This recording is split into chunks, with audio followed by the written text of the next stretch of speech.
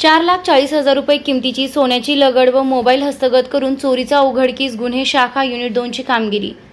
फिर्यादी यांचे राहते घरी हरिवटिका सोसायटी देवळाली कॅम्प नाशिक येथून घरातून सोन्याचे मंगळसूत्र व ब्रेसलेट असे एकूण 5 तोळे सोन्याचे दागिन्यांची चोरी झाली होती। त्यावरून फिर्यादी यांनी दिलेल्या तक्रारीवरून देवळाली कॅम्प पोलीस स्टेशन येथे गुन्हा दाखल केला होता।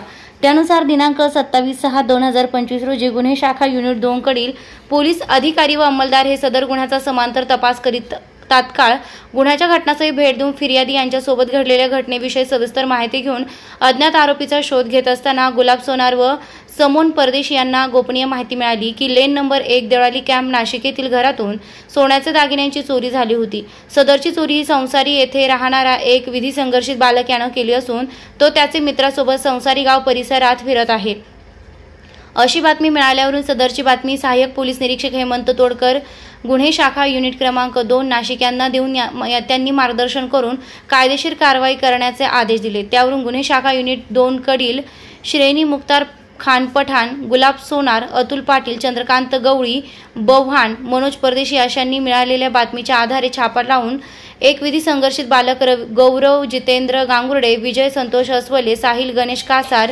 अशांना ताब्यात घेऊन त्यांच्याकडे सदर गुन्ह्याबाबत विचारपूस केली असता त्यांनी गुन्ह्याची कबुली दिली व गुन्ह्यातील चोरी केलेले सोन्याचे मंगळसूत्र हे विधी संघर्षित बालक यानं त्याचे मित्र साहिल गणेश कासार, गौख जितेंद्र गांगुर्डे, विजय संतोष अस्वले यांच्या मदतीने सोनाराला विक्री केले होते। त्यावरून 3,60,000 रुपये किमतीचे 4 तोळे सोन्याचे लगड तसेच ॲपल कंपनीचा 80,000 रुपये किमतीचा फोन असा एकूण 4,40,000 रुपये किमतीचा मुद्देमाल हस्तगत करण्यात आला।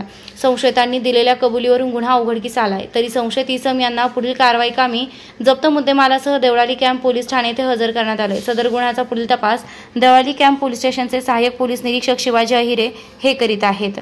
वृत्तसंकलन सिद्धांत पवार, नाशिक।